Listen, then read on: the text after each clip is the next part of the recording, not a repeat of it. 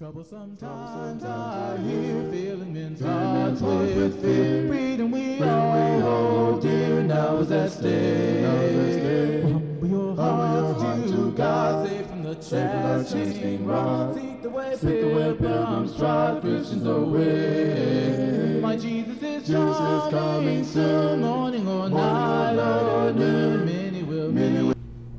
I'm going to love this show because I've got one of my childhood heroes is going to be here today, the Mayor of Columbia, Dean Dickey. Dean, thank you for coming. Thanks for the invite. I tell you what, folks, we grew up in the same briar patch. And this man right here, he has made something of his life. He's made something for our country. He loves our country. He loves our community. And he's just a real hero to me. Started out in the grocery business. Why did you decide not to farm? Just never had an interest. It wasn't a hard decision, was it? No, it wasn't. I didn't know it at the time, but I really enjoy people. Really? And it wasn't too many people on the farm there. We went to school. Now, I didn't. Was you in school when I was in school? Do you know? Yeah. I graduated in '62. And so you may have been a senior long about the time. About that, yeah. Yeah. Uh-huh. And we went to Council High School. And I had the smallest class, I think, that had ever graduated from Council High School. I'm not sure. It may have been one class as fewer than I did. There was 10. Your brother was in my class. Oh, okay. And so there was 10 of us that graduated. Okay. And so I have no formal education. And so I go out speaking, and they want to know where you went to college and all this stuff. And they'll come up and ask me, and I said, well, I don't have formal education, but I graduated in top 10 of my class. And I get away with that a lot. Every now and then, some guy very nosy will come up and say, well, how many did you have in your class? I was 10, but I was 10 in top 10. Yeah. It was, but that was a good school, and it taught a lot of people. And Dean, you've come out of there. A lot of people said you wouldn't have made it probably, but I don't know whether they did or not. But you've made it, and you've made it big time, and you've made it good for our community. I'm proud of you. Well, I've been blessed. Married your sweetheart from school?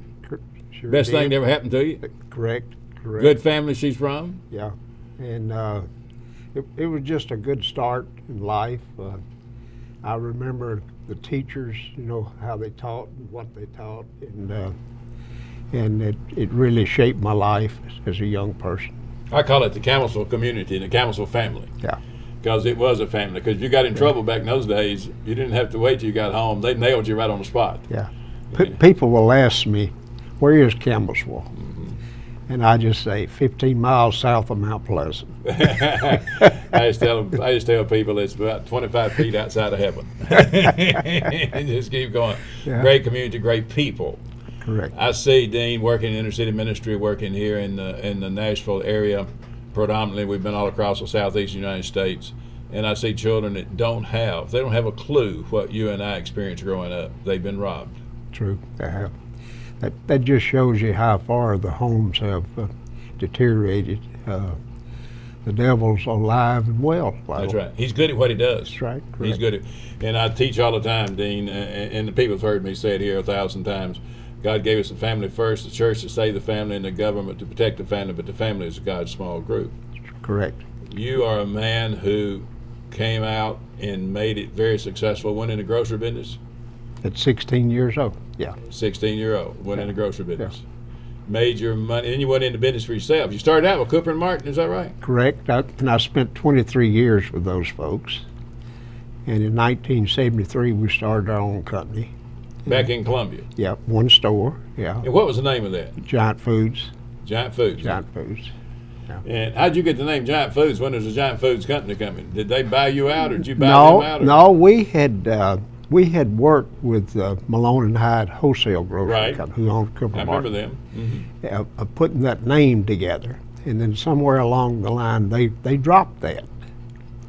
And the attorney, we were talking about a name for our corporation, and the attorney said, "How about Giant Foods?" I said, "That'd be nice if I could get that." Yeah. And he said it's available, so that's how that came into being. How many stores did you have? 7. You had 7 stores? 7 stores. I thought you might have had 2 stores. I didn't realize you got as big as you did. No, of course, Columbia is where. Is that where you got so rich? Not hardly. Columbia, Lawrenceburg, Centerville. Really? Smithville, and we had 3 in Rutherford County, 2 in Smyrna, That's when Smyrna was really growing, you know. And then one in Murfreesboro. I did not know that. Yeah. And then you finished up your career there in grocery business and went into politics? In 1998, we closed our last store. We were just covered up with competitors, Food Maxes, Food Lines, Walmart Supercenters were coming into play, and so we had to vacate the grocery business, and we went to work for the state Department of Labor, and we stayed there about 2 years, I guess. And then I had served on the workforce board for Area 10, and the lady who... The workforce, that's trying to get jobs into... Yeah, the Career Center operation. Okay. And the lady who was the director over that, she was the director when I served on the board, and she knew that I wasn't working with the state, so she said, we want to start a business services department. Would you be interested in that? And I did. And so we worked, we were primarily responsible for Murray, Marshall, and Giles County. But we also had 5 other counties that another guy had the same position I did. And we would work back and forth. So in that process, we got to know a lot of people. A lot of employers, a lot of local elected officials, and friends, you know, from the past and this kind of thing. So that experience really opened our eyes to the needs of the communities and this kind of thing. And so when did you decide, did you start out then just run for mayor? No, I ran for the city council. How many council people in Columbia? 5. Okay. 5 plus the vice mayor and the mayor, which is 7. Did you get elected? Did you get beat? No, got elected, and then I tell folks the mayor was a good friend of mine, and I watched him operate, and I said I believe I could do that about as good as he does. And so we ran, and he didn't run, and we were elected. Yeah. I got my first haircut in Columbia. Did you? It used to be a barber shop at the corner of West 7th and what I call 31, but Nashville Highway or what other street is right there, and it's grass now. Yeah. But there used to be Lane's Barbershop there, and I got my first haircut right there on that corner. Okay. And they go down and put a monument down there, and I got my haircut there. Now, and you're mayor of Columbia, and you're going to run, I saw in the paper, you're fixing to run for a state senate? We are the 28th district, Senate district, which includes 6 counties: Giles, Lawrence, Wayne, Perry, Lewis, and Murray. And of course, I had that connection with my work experience in all of those counties. And those 6 counties are part of 8 counties that make up Workforce Area 10. And there are 13 workforce areas across the state. And Area 10 has the highest unemployment rate in the state every month. Now, is that Area 10? Yeah. That's Workforce Area 10. Yeah. Workforce Area 10. Yeah. In that area has the highest unemployment rate in the state. Yeah. You won't do something about that? I sure do. Is that why you're running for the state senate then? Yeah, I felt like I could be helping recruiting jobs and this kind of thing, and that's our number 1 goal. Number 2 is safe streets and neighborhoods. We see that happening even in Columbia, and we have been successful. I say we, the department, police department, and sheriff's departments. They have done a lot of good things, and there's no reason that people should be afraid to lay down in their bed at night for the fear of someone breaking in or someone. Not in America. That's right. That's right. So, and the drug problem continues to grow. It's not just in the metro. It's very much alive in our rural communities. So we feel like that's an opportunity. And also, education is always high on everybody's list. You know, we've got to have educated folks for a better workforce. And then roads and bridges, that would be our 4th item there. And so as you serving in mayor now, what have you learned, Dean, from the time that when you walked out, you graduated Council High School, and you take off in your venture in life, marrying your childhood sweetheart, Name me one or two or three things. Now, I have to understand who I'm going after. I'm going after a community of people who don't have hope. And they don't know what to do with their lives, and a lot of times get caught up in wrongdoing and wind up in prison. What have you learned in your life to give some advice to people that would help them with their lives? Three things, Lionel, that really jumps out. Okay. First of all, you got to listen. You got to listen and recognize the problems that is there. You got to have the patience to work on it, and then you got to follow through. And I believe those three basic items has helped me more in being mayor than anything we've done. People don't like to listen, do they, Dean? No. And it's getting worse and worse with the high technology and the media coverage that we have, social network. People just don't like to listen. Sometimes a lot of them just don't take time. You know, they're busy going somewhere else, and they're preoccupied, so they don't listen to the whole story. I had a thing with, I read a book on Lee Iacocca back years ago when he was a young man. He was the head of Chrysler, and he said that a statement that's always meant so much to me, and it's talking about people being busy, going, what keyed it's when you said people are too busy, going. And he said if a man is too busy to spend time with his family, he wasn't smart enough to work for him. That's a pretty good line, brother. Sure is. I like that. Sure is. It's so important. Now, you married right.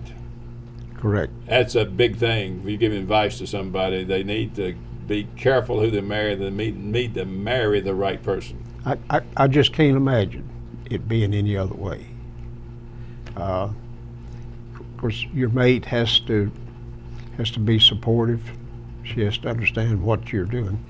Without her cooperation, I wouldn't be where I am today. You wouldn't be mayor of Columbia. No, sure wouldn't. You might be mayor of Campbellsville, but you wouldn't be mayor. But your brother-in-law's mayor of Campbellsville. And so you've been really blessed from that standpoint. Listening is a criteria, and as his parents, we fail. You raise kids. Correct. A lot of times as parents, we don't listen. Now, being in the public office, in the mayor's office, you have to listen to people. All the time. And sometimes they're not real smart in what they say, but they still got to be listened to. All they're looking for is someone that will listen and take care of their problem. Same thing in running a business. You know, in the grocery store I'm familiar with, if you've got a problem with some product that's spoiled, and the customer brings it to your attention, they expect you to do something about it, whether it's pull it off the shelf or what. But and you eliminate that concern there, that you are efficient and you do listen and you're going to do something about the problem.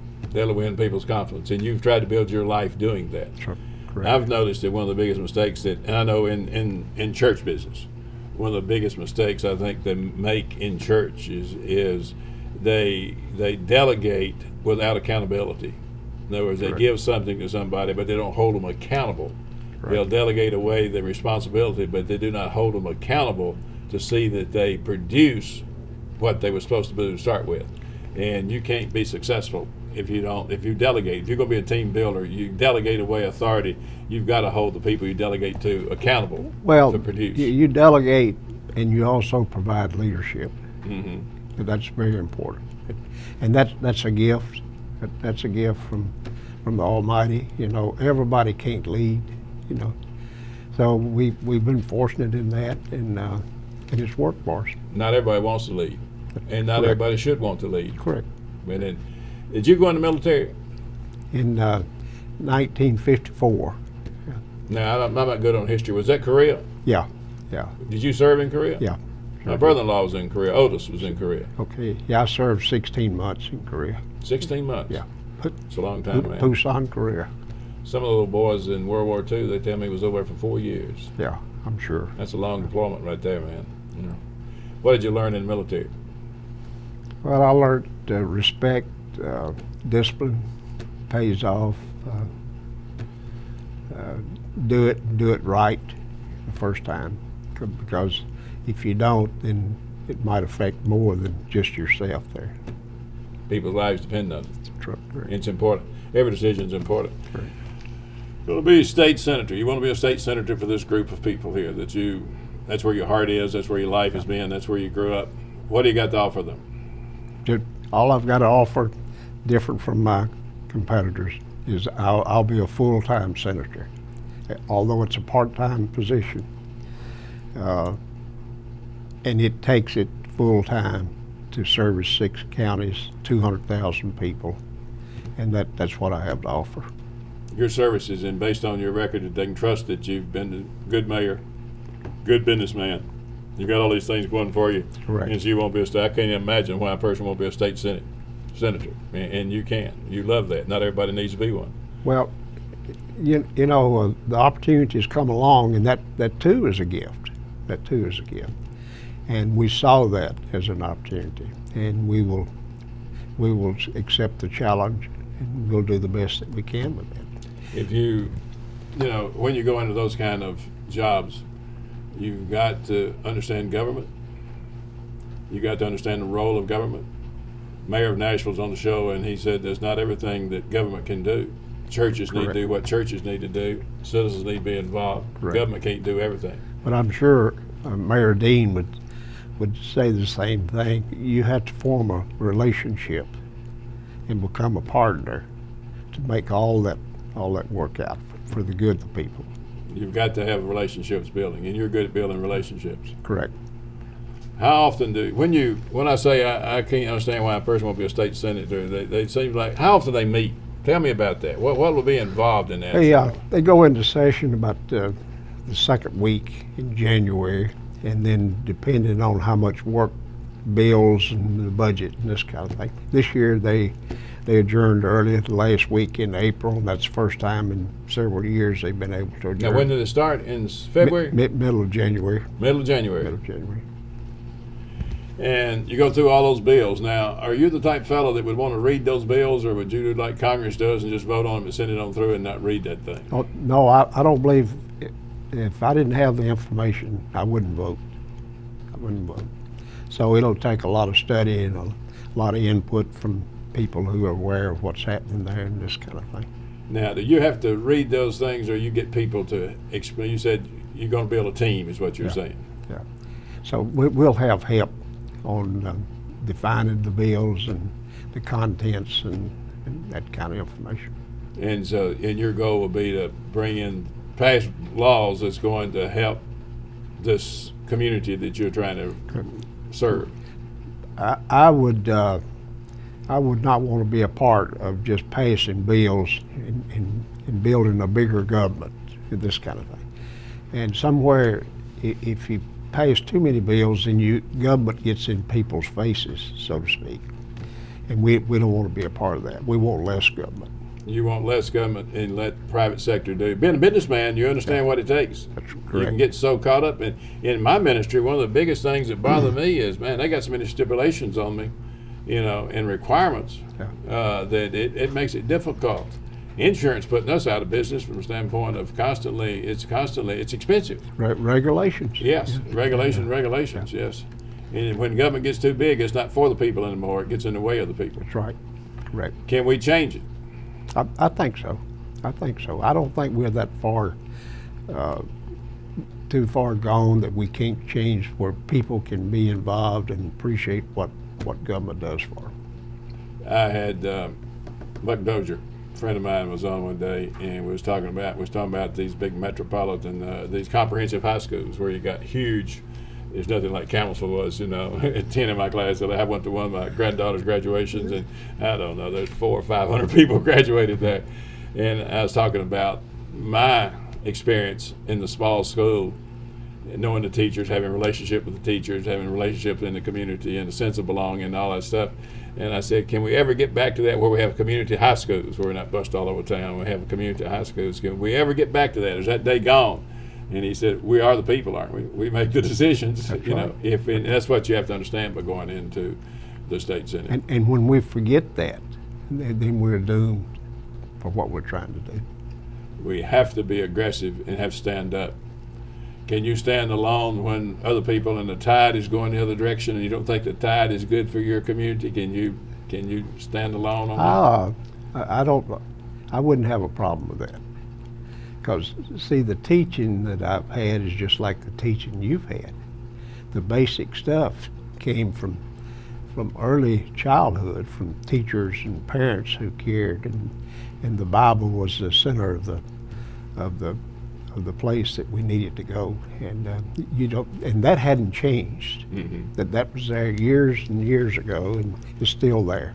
And in business and in government, I haven't seen anything that doesn't work without spiritual principles in the background. It's the way God made us. That's right. And you can't short circuit the system. Correct. You have to take a stand for what's right, and because it is right. And if you take that. You know, I think back about the first 4 verses of Romans 13, when Paul was talking to the Romans about government, and government was good for you. But he also got a little concern there, I believe, in the 4th verse, and says if you don't do right, then government will step in. Mm-hmm. And I read that at least 3 times a week, Lyle. And then I read Psalms 121, which is my favorite scriptures in the Bible there. You know, that the Lord is alive and well and watching over us. Well, brother, you can look at your life and tell how the Lord has watched over you and blessed you. Correct. If I ask you this question, because we sat down, I was talking about it a while ago, you have 2 children? 2 children. 2 children. They're Debbie, healthy and doing. Debbie and Mike, and they both live in Columbia, Maury County. And Debbie has, she and her husband have 3 children. And Mike and Tracy, they have 2 children. So, And they all live in Columbia. all live in Columbia. And you spoil rotten, aren't you? That's right. Now, what about, see, you came from a large family. Buddy's here in town. Correct. I talk to him quite often. Now, you had a little sister, Linda. Linda, she lives in Memphis. In Memphis. And she's been there for many years. Yeah. Is that right? Yeah, correct. Now, Nancy, is Nancy living? Yeah, she lives here in Nashville. Does she? Yeah.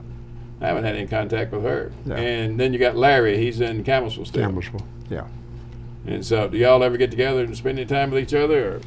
Well, since we've been campaigning, Larry's a good campaigner. Is he? He really He's got is. a great personality. He does a great job with that. He knows everybody in the county. And they know him. Yes, and yes. That's important. You know, you are a person of strong integrity.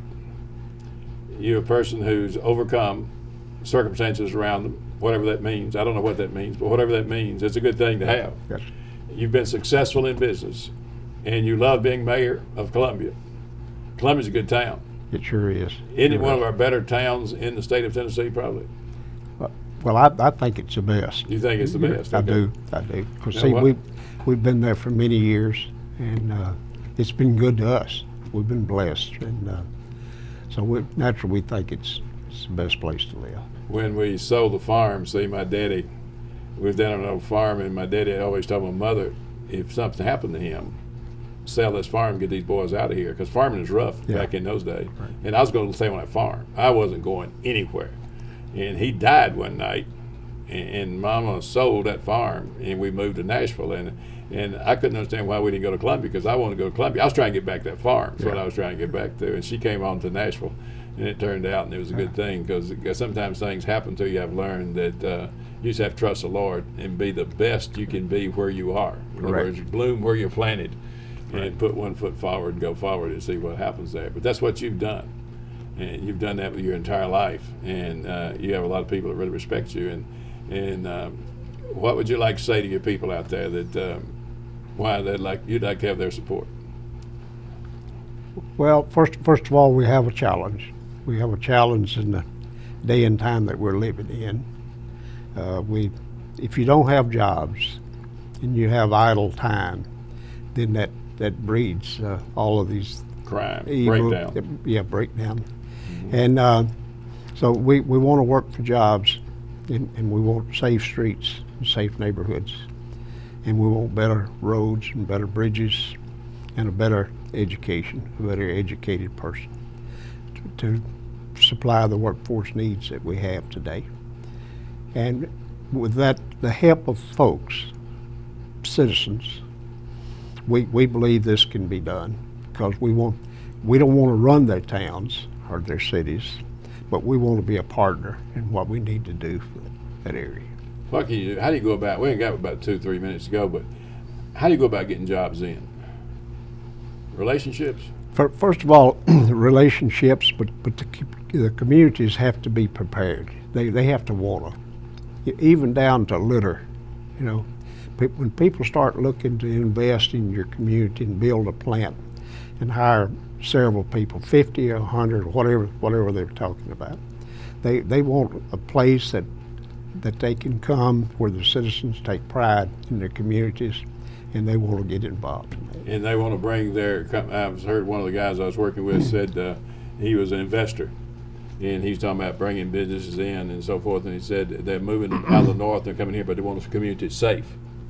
It's got to have, they want a place to where their children will be safe, and they want schools where their children will be safe and will be able to get an education. I might say this too, we don't want to overlook existing industry expansion, and that's the fastest way to grow an economy, that along with tourism, and so that needs to be looked at carefully too. Expanding, getting businesses there, because when you get a business comes in, you use a term, that's before we got in here and started recording this thing, about you have one business, and for every job it creates how many other jobs? 2.5 jobs. 2.5 jobs of support forces around that. That's restaurants, correct, barbershops, whatever. Whatever. And that's what you need in your community. Yeah. Dean, you have been it's been a joy to know, and I appreciate you and your family. I appreciate your commitment to our community and the greater Nashville community. As far as Columbia, I consider that a part of the greater Nashville community. I appreciate the influence you've had on my life and things that you've done for not just my life, but other people's lives in the community. And I wish you well in your run for the Senate there, that you'll be able to be successful and bring back a quality of life that we had when we were a child. I tell people all the time, I grew up in a Norman Rockwell lifestyle, and our little children today don't have that. Well, and we can get it back. If elected, we'll give it our best shot. And let me say this in closing. I appreciate what you've been able to do with your life. We go way back, even when you came to Nashville. And you've done well, and you're still helping people. And that's what it's all about, people helping people. It's a Campbell family at work, brother. Give your best to my wife. Thank you. Thank you for coming. I want you to get back. I want you to come back and be with me one day. I'll do it. Thanks for tuning in, folks. He's real. He's real. I know him. He's real. That's the real deal.